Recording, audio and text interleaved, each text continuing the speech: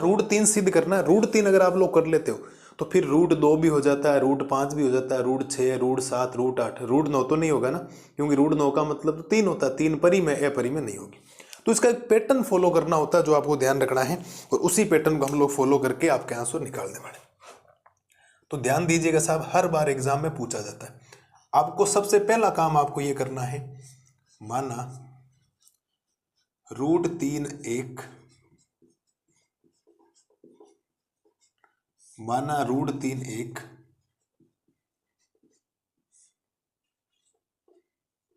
परिमेय संख्या। सबसे पहला काम यह है, जब भी अपरिमेय संख्या बोला जाए तो आपको √3 को कौन सी संख्या मानना है, अपरिमेय। मैं अभी √2 √5 भी इसके अंदर करवा दूंगा, केवल जहां जहां 3 आएगा और वहां √2 वाले में 2 आ जाता है और 5 वाले में क्या आता है, 5 आता है, केवल चेंजेस आपको करने। ठीक है, ये हम लोग करेंगे। और अगर आपकी √3 एक परिमेय संख्या है तो √3 को किसके रूप में लिखा जाएगा, P/Q के रूप में। ठीक है, जहां P व Q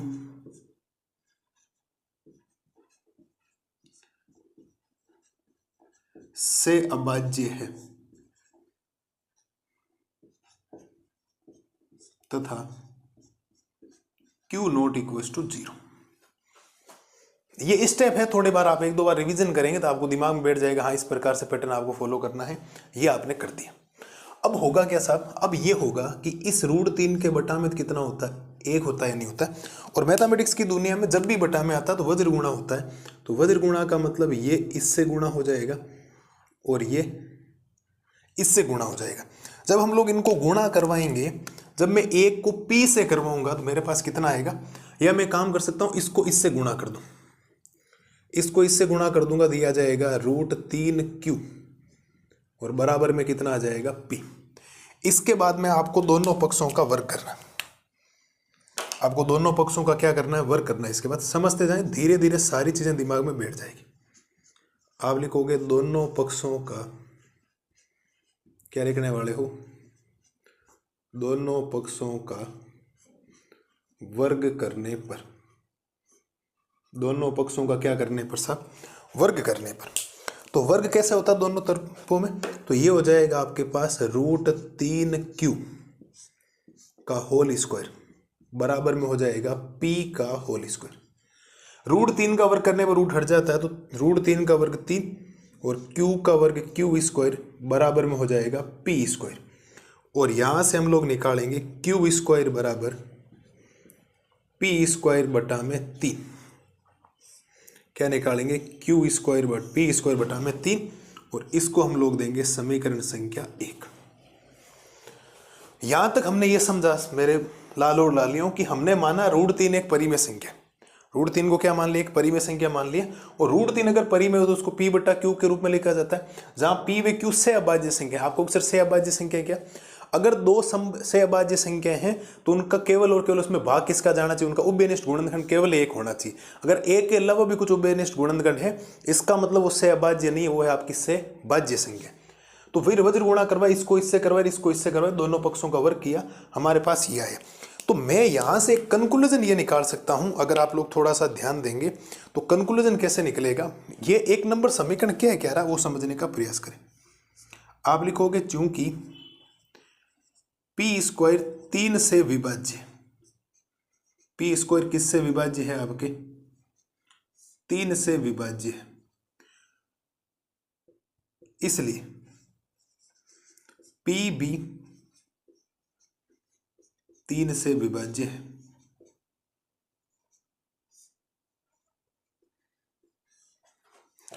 भाई P स्क्वायर में 3 का भाग जा रहा है तो P में भी किसका भाग जाएगा, 3 का। सपोज देन आपने P का मान कितना ले लिया, एक जगह 3 ले लिया, तो 3 में 3 का भाग जा रहा है, और 3 का स्क्वायर करोगे मतलब P स्क्वायर करोगे तो भी तो 9 आएगा, और 9 में किसका भाग जा रहा है, 3 का। तो अगर किसी संख्या का स्क्वायर उससे विभाजित है तो उसका बिना स्क्वायर भी क्या होगा, उसमें विभाजन होगा, इस बात को ध्यान रखना। तो P भी 3 से विभाज्य होने का मतलब P का गुणनखंड कितना आ गया, 3 आ गया। मुझे नहीं लगता मेरे लाल और लालियों को यहां तक कोई समस्या आएगी, किसी भी प्रकार की कोई समस्या आनी नहीं चाहिए। और यहां पर आपको एक चीज माननी पड़ेगी, माना इस P की जगह कुछ मानना है, P की जगह आपको मानना है C, और जहां सी एक वास्तविक संख्या, सारी हमने संख्याएं पढ़ी। सी क्या आपकी एक वास्तविक संख्या। आपको सिर्फ 3 सी क्यों माना, 3 के मान लो कोई फर्क नहीं पड़ेगा, 3 इसीलिए माना रूट के अंदर 3 है। अगर रूट के अंदर 2 होता तो हम यहाँ p बराबर 2 सी मानते, रूट के अंदर 5 होता तो यहाँ p बराबर 5 सी मानते, रूट के अंदर 6 होता तो p बराबर 6 सी मानते, रूट के अंदर 7 होता तो p बराबर 7 सी मानते। ये बात आप लोग लिखेंगे, ठीक है। यहाँ के बाद आपको क्या करना, ये जो p का मान आपके पास आया है ना, ये मान आपको रखना है समीकरण संख्या 1 में, ठीक है। तो आप लिखोगे p का मान, p का मान समीकरण 1 में, एक दो बार जब आप लोग पढ़ोगे, रिवाइज करोगे, मेरे दोहराने के बाद साथ साथ करोगे काम, तो गारंटी है मेरी आप इन सवालों को आराम से कर सकते हैं। p का मान समीकरण 1 में रखने पर, तो समीकरण 1 है आपका क्यू स्क्वायर बराबर में, अब सोचो इस p की जगह आपने 3c रख दिया, तो p की जगह आपने रखा 3c, तो 3c का क्या होगा स्क्वायर, और बटा में कितना हो जाएगा 3। समझने का प्रयास करें, इस p की जगह 3c रखा, तो p की जगह 3c आएगा, और p का वर्ग हो रहा, तो इस पूरी संख्या का क्या होगा वर्ग होगा, तो ये वर्ग हमने कर दिया। गलती से इसको और इसको काट मत देना, पहले स्क्वायर होगा, तो यहां से क्यू स्क्वायर बराबर आ जाएगा 3 का वर्ग कितना 9, c का वर्ग कितना c स्क्वायर, बटा में कितना आएगा 3। 3 का भाग 9 में जाएगा 3 बार, तो मैं पहले 3c स्क्वायर लिख देता हूं, 3c स्क्वायर बराबर में आ जाएगा क्यू स्क्वायर, और इसी प्रकार से c स्क्वायर बराबर में आ जाएगा आपके क्यू स्क्वायर बटा में 3। कितना आ जाएगा बटा में 3 आ जाएगा, और इसको हम लोग देंगे समीकरण संख्या 2। कितना देंगे, समीकरण संख्या 2 देंगे। मुझे नहीं लगता इसमें कोई समस्या आएगी, गुणा भाग हम लोगों ने कर दी। अब जैसो देखो p स्क्वायर में 3 भाग, p स्क्वायर में 3 का भाग जा रहा था, तो p में भी 3 का भाग जा रहा है। वैसे ही क्यू स्क्वायर 3 से विभाज्य, तो q भी किससे विभाज्य होगा 3 से विभाज्य होगा, q भी किससे विभाज्य होगा 3 से विभाज्य होगा। तो आपको यहाँ भाषा लिखनी पड़ेगी, आप लिखोगे चूंकि क्यू स्क्वायर 3 से विभाज्य है, इसलिए क्यू भी 3 से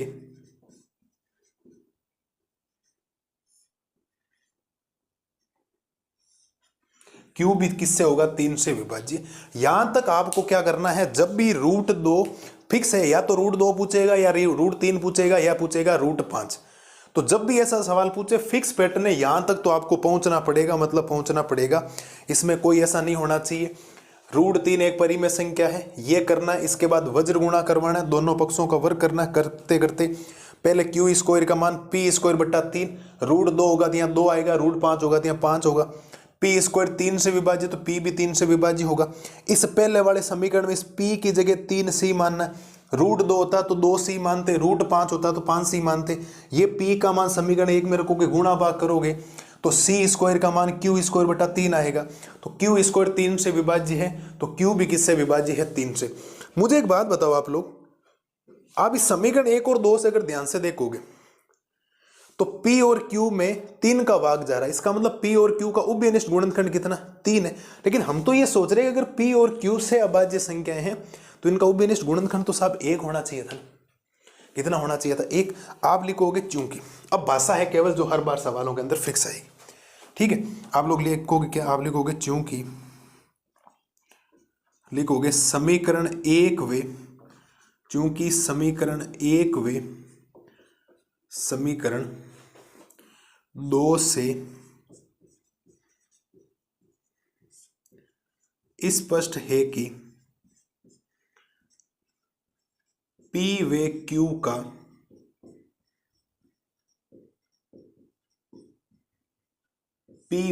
का उभयनिष्ठ गुणनखंड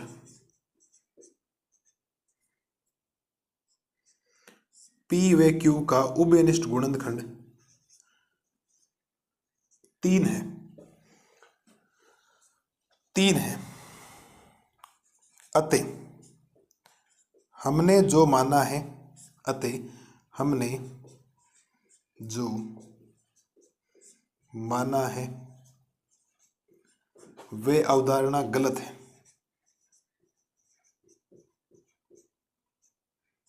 वे अवधारणा गलत है। हमने क्या माना था भाई, P और Q सहअभाज्य संख्या, तो उभयनिष्ठ गुणनखंड एक होना चाहिए। यहाँ तो एक के अलावा एक तो हर बार ही होता, 3 और हो गया, इसका हमने परी में गलत माना। इससे सिद्ध होता है, इससे सिद्ध होता है कि √3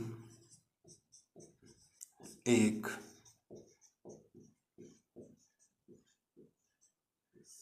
अपरिमेय संख्या। ये लो साहब, इतना आपको काम करना है, चाहे कितने नंबर का है। राजस्थान बोर्ड में 2 नंबर का आता है, किसी में बड़े नंबर का आता है, उससे कोई फर्क नहीं पड़ता। जितने नंबर का भी आएगा, अगर सिद्ध करना आपसे बोलेगा तो आपको इस पूरे प्रोसेस को चलाना पड़ेगा। और जब आप इस पूरे प्रोसेस को चलाएंगे तब भी आपको पूरे में से पूरे नंबर मिलेंगे, वरना नंबर कट सकते हैं। मैंने एक एक चीज़ आपको बताई है। हाँ, मुझे पता आपको थोड़ा सा मुश्किल लगेगा। √2, √3 और √5 का यही पैटर्न होता है। अभी मैं √2 भी आपको बता दूंगा, √5 भी इसके अंदर बता दूंगा, ताकि क्लियर हो। कुछ नई चीज़ें सोचने के लिए हम लोग मिले, और ज़्यादा चेंजेज नहीं करना है सर। ज़्यादा इस सवालों में कहीं पर भी चेंजेज नहीं करना है। जहाँ पर चेंजेज करना होगा वहाँ मैं थोड़ा सा हाईलाइट कर देता हूँ। जैसे देखो, एक तो यहाँ चेंज होगा, एक इसकी जगह चेंज होगा, एक यहाँ चेंज होगा इनके अंदर, ठीक है। और जहाँ चेंज होगा वहाँ मैं आपको हाईलाइट कर देता हूँ, एक यहाँ चेंज होगा, और ज़्यादा कुछ भी चेंजेज नहीं होगा मान के चलिए। और यहाँ पर तो है ही, वैसे भी ये तो है ही। मैं आपको भी बताऊंगा √2 और √3 का, लेकिन आपको ये प्रोसेस करना है। 2-3 बार आप मिलाएंगे, करेंगे, प्रैक्टिस करेंगे, तो मेरी गारंटी ये दिमाग में एकदम फिट बैठ जाएगा और आप इजी वे में काम कर पाएंगे। बिल्कुल भी कंफ्यूज मत होना। क्या होता है कि वो जो प्लस माइनस के बीच में चिन्ह आते हैं, उनका पूरा ही मेथड अलग होता है, इसका पूरा मेथड अलग है। √2, √3, √5 के आपको कन्फर्म याद होने चाहिए। इस हिसाब से स्टेप चलेंगे, इस हिसाब से नहीं चलेंगे। कंप्लीट चीज़ें याद होनी चाहिए किसी भी हालत में। अगर याद नहीं है तो फिर मामला गड़बड़ है, वरना इस बात को ध्यान रखना, स्टेप बाय स्टेप चलते जाना है, हर चीज़ को आपको लिखते जाना है। तो उम्मीद है √3 जो आपके उदाहरण नंबर 5 में आपसे पूछा गया है, मैंने किताब से बेहतरीन तरीके से इजी लैंग्वेज में आपको बताया है। अभी मैं √2 बताता हूँ, फिर √5 बताता हूँ, फिर ये हो जाएगा। फिर 1-2 सवाल और मुझे और बताने जो अलग टाइप वाले, जिसके अंदर प्लस का चिन्ह आएगा। अभी कोई बीच में प्लस का चिन्ह नहीं। अगला सिद्ध करना पूछ सकता है 6 + √3, तो 6 एक परिमेय संख्या, √3 एक परिमेय संख्या। एक परिमेय और एक परिमेय संख्या का जब योग किया जाता है, जब जोड़ा जाता है, तो ये परिमेय संख्या आती। तो उस हिसाब से आपको काम करके जाना है।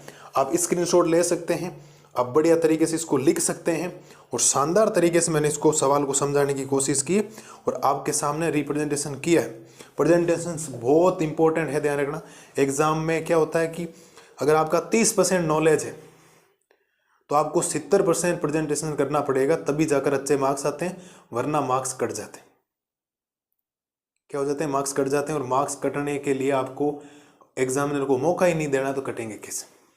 ठीक है, तो ये है सिद्ध कीजिए √3 एक परिमेय संख्या है। तो आपको पूरा जैसे मैंने बोर्ड के ऊपर लिख रखा है वैसा का वैसा यहाँ पर करना है। अब जहाँ पर चेंजेज आपको करने होंगे वहाँ मैं आपको बता देता हूँ। जैसे देखो, सवाल के अंदर आपसे पूछ लिया जाए √3 की जगह आपसे पूछ लेता कि सिद्ध करो आप लोग √2 एक अपरिमेय संख्या। ध्यान से समझे सब मैं क्या कह रहा हूँ क्या नहीं। सवाल ने पूछ लिया कि √2 एक अपरिमेय संख्या, पूरा का पूरा सेम पैटर्न काम आ जाए। कैसे? देखो, पहले लिखना है माना √2 एक परिमेय संख्या। क्या लिखोगे? √2 एक परिमेय संख्या। और अगर √2 परिमेय संख्या तो यहाँ कितना आ जाएगा? 2 आ जाएगा, बिल्कुल आ जाएगा 2। तो इस 3 की जगह क्या, जहां जहां 3 है वहां 2 लिख दो और बात खत्म। दोनों पक्षों का वर्ग करोगे तो यहां पर वर्ग हो जाएगा, होगा कि नहीं होगा? √2 का वर्ग। और √2 का वर्ग होता कितना है? 2 होता है सर। कितना होता है? 2 होता है। तो गुणा वाला 2 यहाँ कहाँ आ जाएगा? भाग में आ जाएगा। अब देखो, p² 2 से विभाज्य, तो p 2 से विभाज्य होगा। तो आप यहाँ लिखोगे क्या? आपको यहाँ लिखना पड़ेगा कि p² 2 से विभाज्य। तो p भी किससे विभाज्य है? 2 से। और यहां पर मानना p = 3c की जगह यहां कितना मानना पड़ेगा आपको? 2c मानना पड़ेगा। तो p का मान समीकरण 1 में रखोगे, तो समीकरण 1 में रखोगे तो थोड़े से चेंजेस यहाँ पर होने वाले हैं, ज़्यादा कोई दिक्कत आएगी नहीं आपको। यहाँ इस 3c की जगह कितना आएगा, 2c आएगा, और समीकरण 1 में यहाँ बट्टा में 2 है, तो यहाँ पर भी कितना आ जाएगा, 2 आ जाएगा। कितना आ जाएगा, 2 आ जाएगा। और हल्का फुल्का यहाँ पर चेंजेस होगा, बाकी ज़्यादा चेंजेस होने वाले हैं नहीं।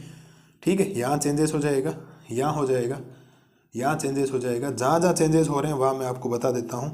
√2 कर लोगे तो √5 आप आराम से कर सकते हो, मैं बता देता हूँ आपको। ठीक है, 2 का स्क्वायर करोगे तो 4 आएगा, c का स्क्वायर करोगे तो c स्क्वायर आएगा, बटा में कितना आएगा, 2। 2 का भाग 4 में 2 बार जाएगा, तो 2c स्क्वायर पहले लिख दिया, फिर q स्क्वायर बटा में कितना आ जाएगा, 2। तो q स्क्वायर किससे विभाज्य है, 2 से, तो q भी किससे विभाज्य होगा, 2 से। समीकरण 1 और समीकरण 2 से स्पष्ट है कि p और q का उभयनिष्ठ गुणनखंड, p भी 2 से विभाज्य है, q भी 2 से विभाज्य है, तो उभयनिष्ठ गुणनखंड कितना हो गया, 2 हो गया। अतः हमने जो माना वह अवधारणा गलत है। इससे सिद्ध होता है कि √2 एक अपरिमेय संख्या है। क्या मेरे लाल और लालियों को यह समझ में आया कि नहीं है? क्योंकि बाकी जो पैटर्न है ना, बाकी जो प्लस वाला, माइनस वाला, गुणा भाग वाला है, उनके पैटर्न सिंपल है, उनमें ज्यादा दिक्कत नहीं है, उसका छोटा सा पैटर्न होता है। बट ये थोड़ा सा शानदार तरीके से चलने वाला पैटर्न है, जो आपको ध्यान रखना। क्या बातें समझ में आई कि नहीं आई, आपको ये बताओ मुझे। एकदम बेहतरीन तरीके से रूट करवा दिया। अब √5 अगर पूछ लेना, पहला सवाल आपके 1.2 का, सिद्ध कीजिए √5 एक अपरिमेय संख्या। तो पहले क्या लिखोगे, माना √5 एक परिमेय संख्या है, तो √5 बराबर p बटा q, जहां p व q से अभाज्य है तथा q नॉट इक्वल टू 0 है। तो इस q को √5 से गुणा करवाते तो √5q बराबर p, दोनों पक्षों का वर्ग करने पर √5q का वर्ग करते तो 5q स्क्वायर, तो 5 गुणा वाला भाग में आता, तो q स्क्वायर बराबर p स्क्वायर बटा में 5 आता है। तो आप लिखते p स्क्वायर 5 से विभाज्य है, इसलिए p भी किससे विभाज्य होगा, 5 से होगा। माना p बराबर 2c की जगह p बराबर मानते 5c, जहां c एक वास्तविक संख्या, p का मान समीकरण 1 में रखते, तो q स्क्वायर बराबर 5c का होल स्क्वायर अपॉन में 5, कट कटा के करते तो c स्क्वायर बराबर q स्क्वायर बटा में 5 आता। तो q स्क्वायर 5 से विभाज्य है, इसलिए q भी 5 से विभाज्य होगा। समीकरण 1 और समीकरण 2 से स्पष्ट है कि p और q का उभयनिष्ठ गुणनखंड 5 है। अतः हमने जो माना वो अवधारणा गलत है। इससे सिद्ध होता है कि √5 एक अपरिमेय संख्या। बताओ कोई बात दिक्कत आएगी क्या? ऐसे अगर 6 आ जाए तो जहां जहां 2 है वहां 6 लिख दो, 7 आ जाए जहां जहां है, बाकी सवाल 3 ही बनते हैं, √2, √3 और √5। √2, √3 और √5, इसके अलावा कोई सवाल नहीं बनेगा, ये मेरी गारंटी आपसे। आपको जितनी बातें बोली गई हैं, एक सवाल दिमाग में रहेगा, एक सवाल की लैंग्वेज दिमाग में रहेगी, एक सवाल का पैटर्न आपके दिमाग में रहेगा। तो आपको केवल और केवल इस दिशा में जाना है। बाकी केवल और केवल जो नंबर चेंज होंगे, उसके अलावा कुछ भी मैथमेटिक्स में चेंज नहीं होता है, सेम होता है। जैसे HCF और LCM पढ़ा हमने 1.1 में, अब मैं हजारों सवाल करवा दूं HCF और LCM के, उसके ऊपर कोई नहीं। मैंने HCF और LCM का कंसेप्ट आपको बता दिया, अब आपको हजारों सवाल करने। एक कंसेप्ट समझने के बाद हजारों सवाल हो सकते हैं, ध्यान रखना। इस बात को हमेशा ध्यान रखना। ये जितने भी सवाल हैं, इसका अगर आपने पैटर्न दिमाग में बिठा लिया, इस हिसाब से ये होगा, पहले ये मानना है, उसके बाद ये वज्र गुणा करना है, दोनों पक्षों का वर्ग करना है, यहाँ से ये बात आएगी, ये ब्रैकेट बनाना, फिर p बराबर ये मानना है, p का मान समीकरण 1 में रखना, वहां से कुछ और आएगा, समीकरण 1 और 2 स्पष्ट कुछ ना कुछ नतीजा निकलेगा। हमारी अवधारणा गलत है, इससे सीधी होता है, बात खत्म हो जाएगी। ये आपको करना है। अभी मैं कुछ क्वेश्चंस और भी बताऊंगा। अभी तो वो दूसरा पैटर्न और बताना है, वो सिंपल पैटर्न होता है, बड़ा सिंपल। उसके अंदर तो एक टेक्निक काम आती है हर सवाल में, सारे के सारे सिंपल वे में हो सकते हैं, कोई समस्या आपको आएगी नहीं। उम्मीद मैं यही करूंगा कि 1 या 2 सवाल आपको बेहतरीन तरीके से बताऊं। बाकी लगभग 1.2 के जितने भी रिवीजन आपको सवाल करवाने, वो लगभग मैं वहां चेंजेस करवा के आपको लिखवा सकता हूं, कोई समस्या आपको आएगी नहीं। बोलो सर, है कोई समस्या किसी प्रकार की? आप आराम से स्क्रीनशॉट ले सकते हो। मैंने लाजवाब तरीके से, ये आपका परमे है 1.2 एक्चुअल में √2 वाला, और √3 आपका उदाहरण नंबर 5 था, और √5 आपका क्वेश्चन नंबर 1 है प्रश्नावली 1.2 का।